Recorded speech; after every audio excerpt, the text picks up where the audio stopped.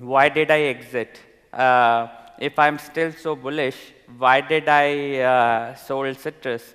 So I think a couple of aspects.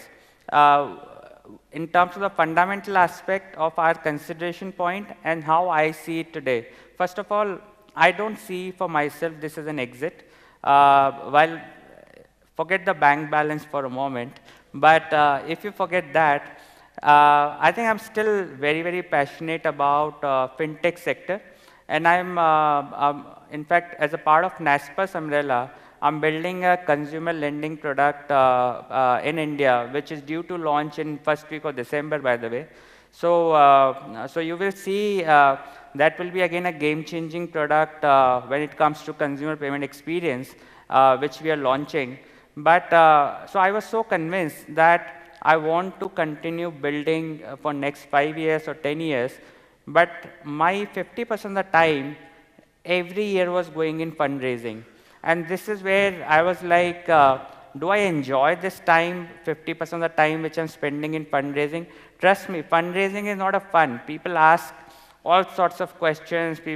You have all sorts of stress while spending money.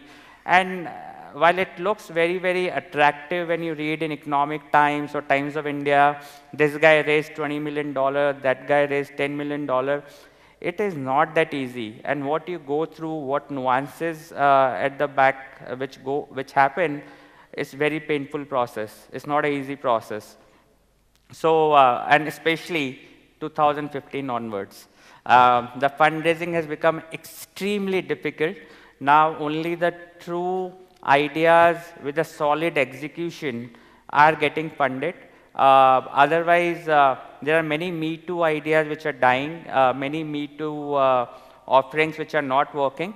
And this is where I think I took a call saying that if I'm not enjoying that 50% of the time, why not? And I enjoy building the product and launching better consumer payment experience.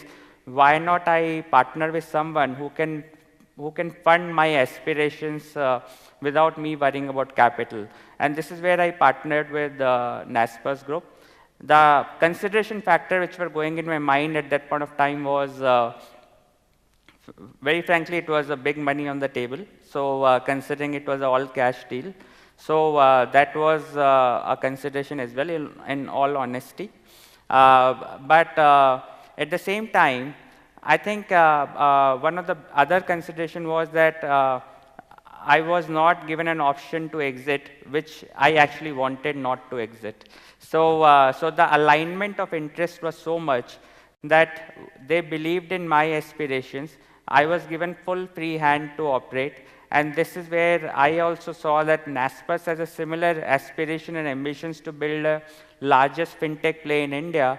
So I thought that and the way market dynamics are evolving in terms of few of the companies spending hundreds of millions of dollars in giving money into consumers' pocket, I was like, it's time that you also got to up your game.